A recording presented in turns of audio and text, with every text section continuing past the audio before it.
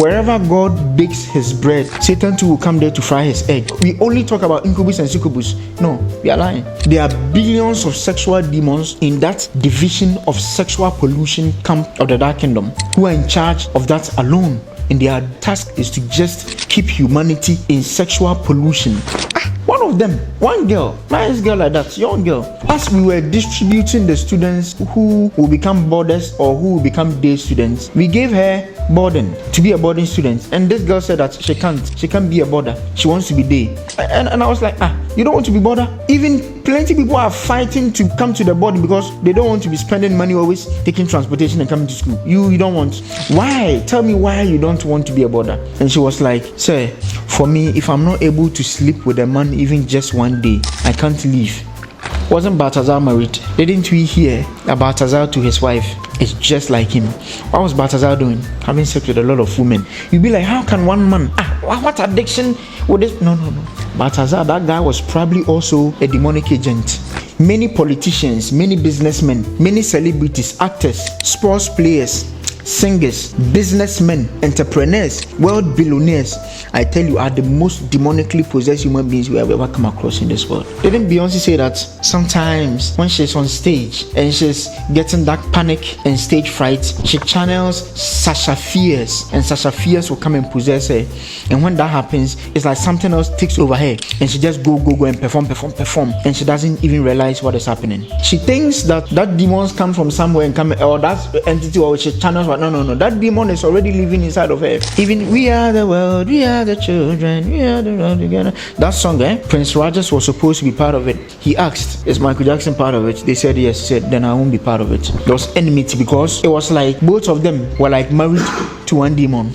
When two women are married to one husband, you see there's always that kind of enmity. Yeah, similar. Denzel Washington.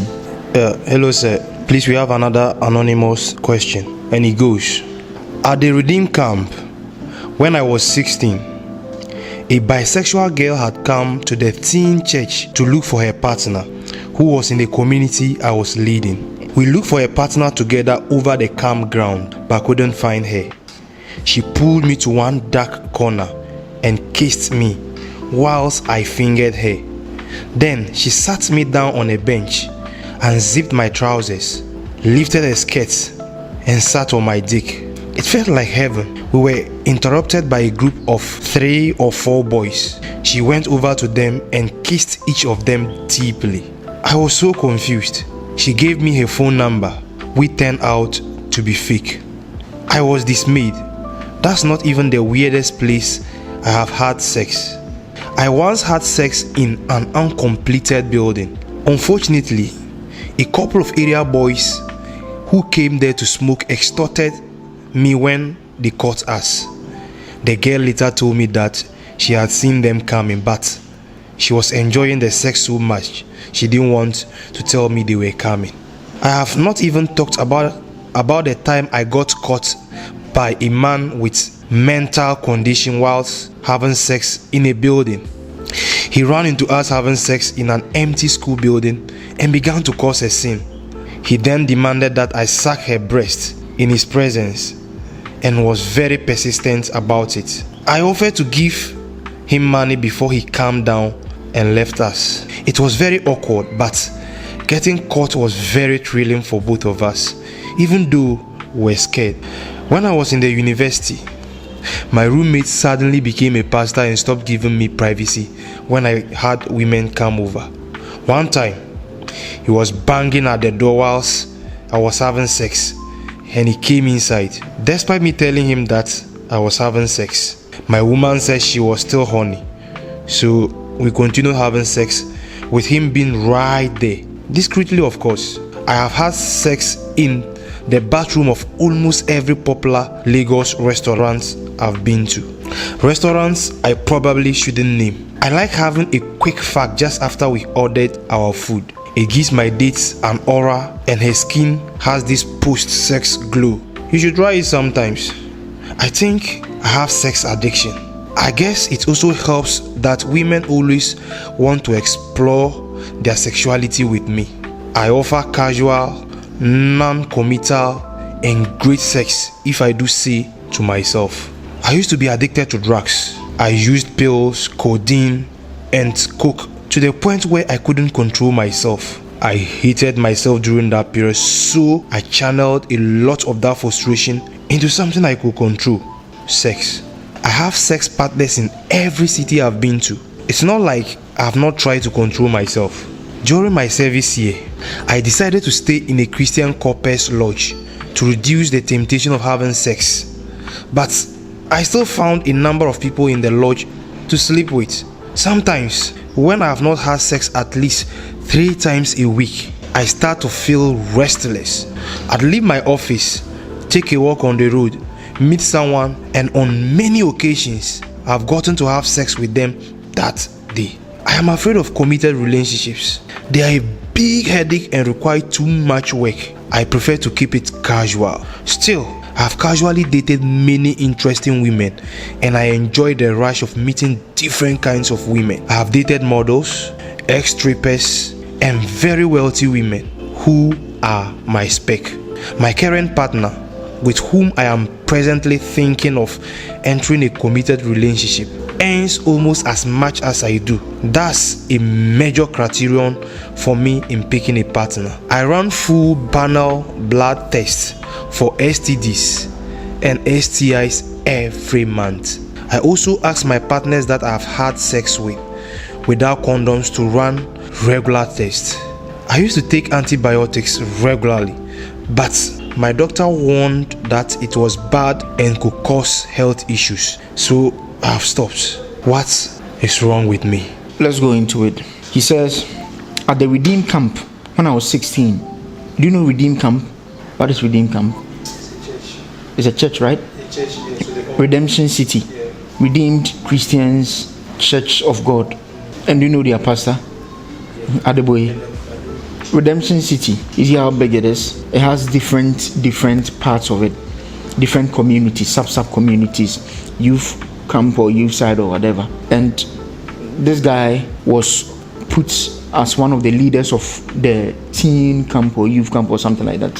He said a bisexual girl had come to the teen church community to look for her partner who was in the community I was leading. He was leading that community. So a young guy who has been put in charge of leading the youth in Christ. Note it, he was in charge of it, meaning he has the potential of going far in Christ, being used by God. His leaders saw that this guy can be a potential leader in the body of Christ, and his leaders put him in charge of it because of the good traits in Christ that he demonstrated, right? So he was the leader of the youth department of the youth camp. You see, now this girl has come. Oh, have you seen my lesbian partner or whatever? Or whether they knew her to be a lesbian already or bisexual already, I don't know. But she called him, right? That let's go and look for my partner. He said, so together they were looking for the partner over the whole campground, but didn't find her. Never found her. She pulled me to one dark corner and kissed me whilst I her. She sat me down on a bench, unzipped my trousers, lifted her skirt, and sat on my... Do you know who this girl could be? This girl, two things, could either be a demonic entity sent specifically to target that church. You see, that girl can be a demon, an evil spirit, come in the physical flesh for a specific task. Or two, she can be a human agent of darkness who has been assigned his demonic duties to perform against Christians, sent to the campgrounds. Now look at this. This guy is a youth community leader, right? And this girl has come to the camp. You can look throughout the whole camp. You never find her lesbian partner because there's no lesbian partner. It was just a ploy, a plot to lure this guy, targeting this guy, luring him away from the people, away from the light into the darkness, so that she does her impartations on him in the light, in the before all people, where all people are watching. She can't do it, so she had to bring an excuse so that she will lead him into the darkness. You see what is happening? Now listen to this. We were interrupted by a group of 3 or 4 boys. She went over to them and kissed each of them deeply. I was confused. This girl is on a mission. Each one of those boys that she kissed, I'm telling you, they too had been imparted with something. But the main focus, the main target was this guy in this question, who had the potential of godliness, the potential of going far in Christ. Now, she gave me her phone number, which turned out to be fake. I was dismayed. It's fake. You never call her. You never find her whereabouts. You never know where she will disappear to. So she should give you a real number and you call and you go and ask, this girl gave me her number. Are you her mother? Okay, I'm her mother. No. You never know where she come from. You never know, because she's an agent of darkness. You see, they say that wherever God bakes his bread, Satan too will come there to fry his egg. So that when God's children are enjoying the bread, the sweet aroma of the egg will be blowing over their nose, and they'll be going closer there to cut some of Satan's fried egg, and put it in God's bread and close it like this and eat it. That's how Satan does it. Everywhere God is baking his bread, Satan will come and fry his egg. So that is life for you. Look at Redeemed Camp, Redemption City, redeemed Christians, people who have been redeemed from the power of Satan. Now their camp is where Satan has now come to also establish his sub headquarters. This is not a joke. This is serious. So you see that thing. You never find this girl. She has disappeared. She's gone. She's done with her mission. Now look at the repercussions and the outcome of that thing that this girl came to do in the life of this guy. Look at the residues, the repercussions of it. He said, that's not even the weirdest place I've had sex. I once had sex in an uncompleted building. Do you know that uncompleted building sex is a sign of what? Sexual demonic possession and demonic operation. Anybody who gets that edge, bedroom is there, they don't enjoy it. They want to have sex, public sex and uncompleted building and all those kind of bush forest sex by the sea and those places. It's one of the few signs of sexual demonic possession that people should take note of. Now listen, he said, sometimes when I've not had sex at least 3 times a week, I start to feel restless.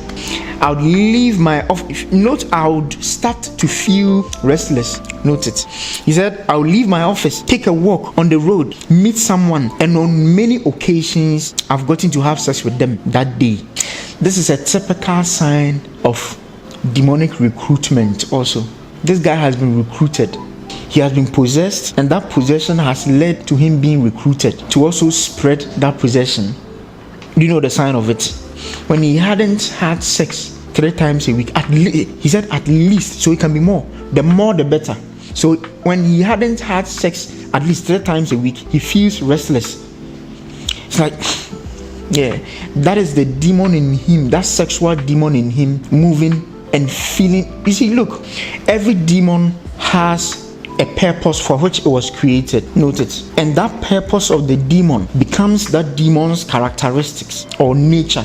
Look, the satanic kingdom, I'm telling you, is extremely compartmentalized. It's extremely ordered in subcategories, divisions, sectors, zones, and all that. You know, right? Zones and centers and all that.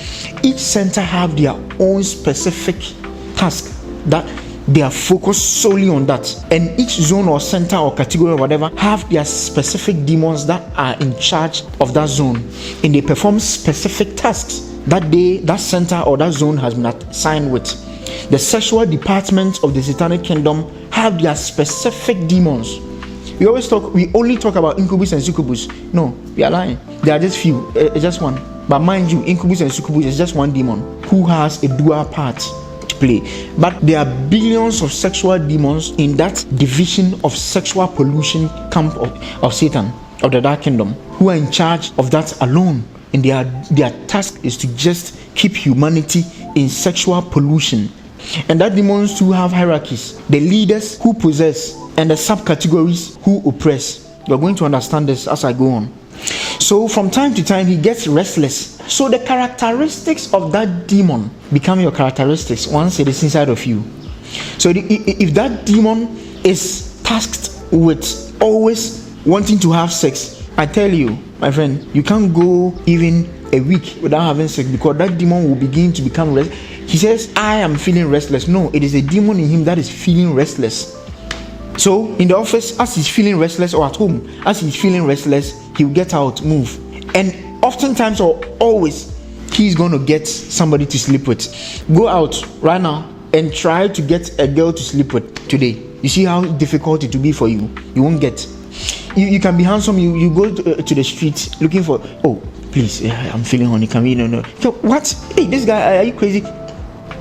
Why is this guy alone always successful when he goes out to have sex, to look for sexual partners? That's how the demons work.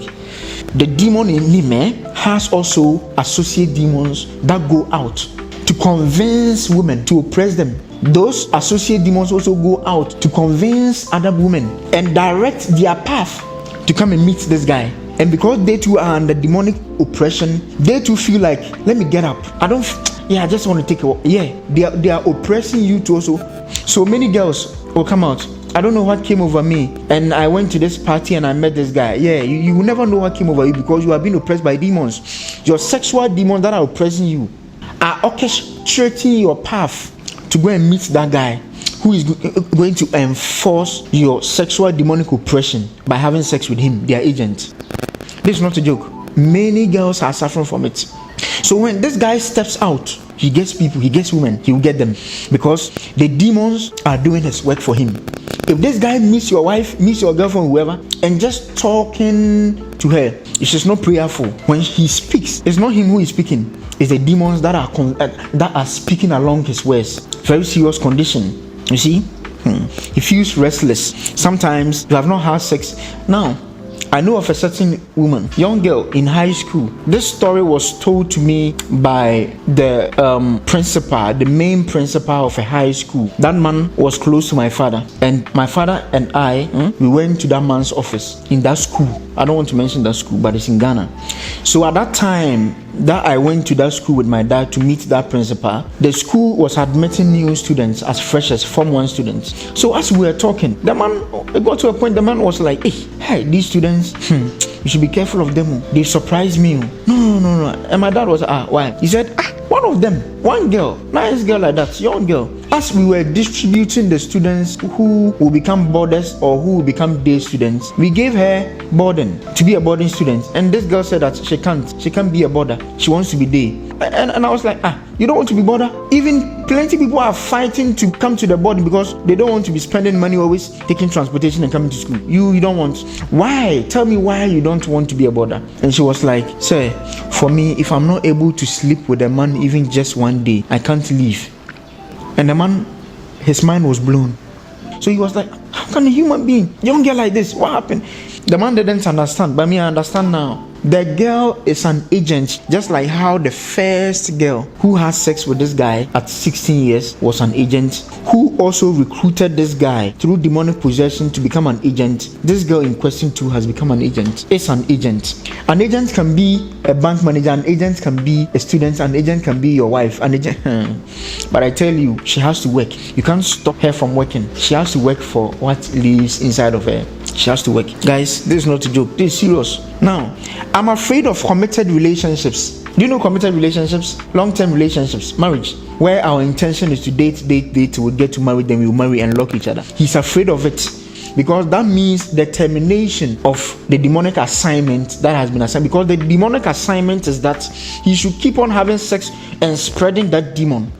If he marries, there's a high probability that work will come to either a close or become very difficult for him to do because the wife is going to restrict him from doing his vocation, his ministry. You see, now he was supposed to go into the ministry of God. Now he's in the ministry of darkness. Ministry of darkness. I'm going to talk on that. Some people's whole task. Yeah. I run full panel blood tests for STDs and STIs every month.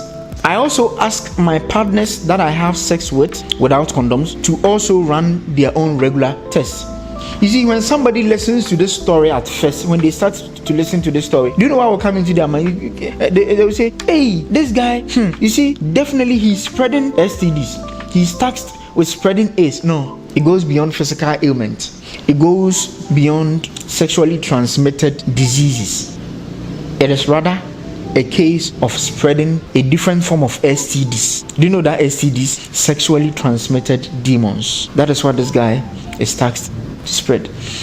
So the demons are going to make sure that, hey, if you catch any AIDS, if you catch any physical sexually transmitted disease, gonorrhea or whatever, it is going to affect your duty. You are going to have pain in your distance, and it's going to stop you from doing your work. So the demons will encourage him, no, protect yourself. Keep yourself from getting STDs, so that you spread our STD, our demonic infection. You spread it for us. That is why this guy is motivated.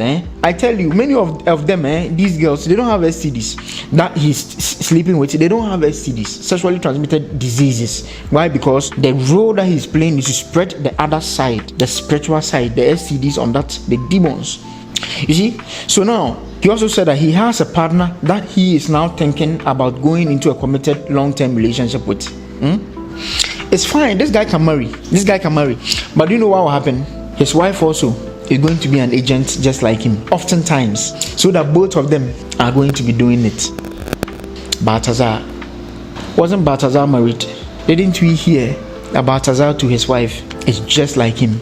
What was Balthazar doing? Having sex with a lot of women. You'd be like, how can one man, what addiction would this? No. Balthazar, that guy was probably also a demonic agent, spreading demons, sexual demons. You see? So you can marry, but they'll make sure that the one that they pair you with is going to be just like you. For that, the marriage will flourish. Balthazar had many kids, right? Many kids. I'll come to it. Yes. They'll make sure that you bring multiple children into the world. It's dangerous. Now, let me talk about demonic possession. You would think that demonic possession is always like, and you're possessed, and no, that one is called manifestation. And do you know what manifestation is? Manifestation is when the demon living in somebody, the material body or the material entity of that demon living inside a person comes into contact with an opposite power, the power of God, especially the power of God. Sometimes it can be this, it can be another power of darkness, which is a higher power of darkness. When that smaller demon comes into contact with that power, that too can happen. So we shouldn't say that in every time a man of God or whoever or anybody touches somebody and the demons in them are manifesting, means that man who touched that person is using the spirit of God. No, we shouldn't use that standard. You can even use Eastern mystical practices to do something on some people through their kundalini or whatever, and the demon in them will be manifesting. So no. But oftentimes when the demons in a person, when it comes into contact with especially the higher dynamic or dynamos power of God, which is fire, the demon will begin to feel uncomfortable, and that is when they manifest. And now they behave physically like that demon. That human being begins to behave physically like that demon. That is manifestation. But I tell you, outside the manifestation, when that demon hasn't manifested, that demon can remain quiet, living inside of that person. You never know. I tell you, many politicians, many businessmen, many celebrities, actors, sports players, singers, businessmen, entrepreneurs, world billionaires, I tell you, are the most demonically possessed human beings you ever come across in this world. Let's talk about some of them. Beyonce. What did Beyonce say? Didn't Beyonce say that sometimes when she's on stage and she's getting that panic and stage fright, she channels Sasha Fierce, and Sasha Fierce will come and possess her, and when that happens, it's like something else takes over her, and she just go and perform, and she doesn't even realize what is happening. She thinks that demons come from somewhere and come, or that entity, or she channels. No, that demon is already living inside of her, and they put that demon in her through occult rituals or whatever, and that demon is living inside of her. A demon can be quiet. She can be the most functional human being, the most functional and most smartest CEO that is so effective at their jobs, creating new ideas, inventions, but still the demon is there. The demon is using him or her at the right time. So she channels the demons, and when the demons come, it will empower her to perform, dance. So that's such a fierce demon or whatever. It's a demon of dance, demon of ego or whatever that comes into her, and she's losing and she's dancing. Didn't Michael Jackson also say the same thing? Yeah, Michael Jackson said that there are some times that he goes several days without sleeping, performing, touring, and some entities speak to him saying, sleep right now, sleep. We need to give you a song. Sleep. If you don't sleep right now, we are going to give that song to Prince Rajesh. Prince.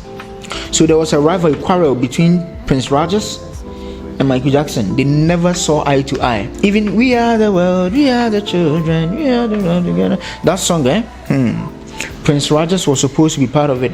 According to sources, according to information, he asked, is Michael Jackson part of it? They said yes. He said, then I won't be part of it. There was enmity because it was like both of them were like married to one demon. When two women are married to one husband, you see there's always that kind of enmity. Yeah, similar. Demon. Michael Jackson said the same thing. Denzel Washington. Don't you remember the video where Denzel Washington said that in his earlier careers, when he was acting, when he was young and he was acting, he picked up a certain movie role where he was supposed to play a certain character, and he was panicked a bit, and he wasn't able to. Now he channeled a certain spirit or whatever to come inside of him, and he was able to deliver in that acting. I was in charge. Washington, Christian, but still has it. I can't say much. Robin Williams. Do you know Robin Williams? That comedian who died was a white man. What did he say? He said sometimes he doesn't know. It's like possession, and the demon will come inside of you, and you'll be like, he did it. I'll find that video, and you say it. You'll be like this. Yeah, he demonstrated how the demon comes. Yeah. He was playing with it, but people didn't know that it was real. He was talking about how demonic possession. He can be the normal person walking, functional man of God or whoever, normal, but the demons in him has this role that he uses him to do. But if you don't take care, the demons can cause you to commit suicide, just like how he committed the suicide. Lady Gaga said the same thing. A demon uses her to perform. Katy Perry too said the same thing. Yeah. So many people, world leaders, a president can even be demonically possessed. A president can be physically the leader of a country, politician, sitting in office with pen in his hand writing, but when he sleeps in the darkness, in the dark kingdom, he goes to meetings, receives instructions of what to do, the demonic agenda that is supposed to be released into the country. Spiritual, his same pen that he uses to sign physical policies, right? He has another pen that he uses to sign spiritual policies that the country is supposed to have. You see that thing? Demonic possession is very serious, very, very dangerous. So don't say that the girl looks nice, the girl looks cool, the girl looks, this girl, she can't be demonically possessed. Serious. Now, STDs, sexually transmitted demons. What is the repercussions of it? Do you want to know the repercussions of sexually transmitted demons? Now, if you want to know, read Malachi 2:15. I'm going to put it on the screen, so don't worry. I'm going to read it. Malachi 2:15. Malachi chapter 2 verse 15. He said, yet God is the one speaking. So we should note it very well. When God speaks, we know that it is the ultimate source of truth and instruction, and is the ultimate source of fact. He said, look, because he created these things that he's talking about. Yet she is your companion and your wife by covenant. But did he not make them one? He was talking about the day that God created marriage, Adam and Eve, and he said that, and the two shall become one flesh. Jesus Christ also quoted that same thing. But now he's saying that yet she's your companion, and not just your companion, your wife by covenant. But didn't he say that the two shall become one? It becomes one through that covenant. That's a sexual covenant. Look, there's a punchline. Listen. But did he not make them one, having a remnant of the spirit? And why one? Because he seeks godly offspring. Therefore, take heed to your spirit. It's very technical, but when you read the sequence of the chapter, what it's talking about, and you come to combine this, you understand that God is talking about something very serious and mystical. He said that the woman that you lay with, or your wife, is not just your companion, but it's also your wife by covenant through the sex. And therefore, by two people having sex, or by both of them having sex, they become one, having a remnant of the spirit, capital S, Spirit of God, therefore bringing a godly offspring. So when a Christian or when a God appointed or when a child of God have sex in marriage with another child of God, two children of God come together in marriage, when they give birth, they are going to give birth to godly offspring, elect children that have the covenant of God also on them.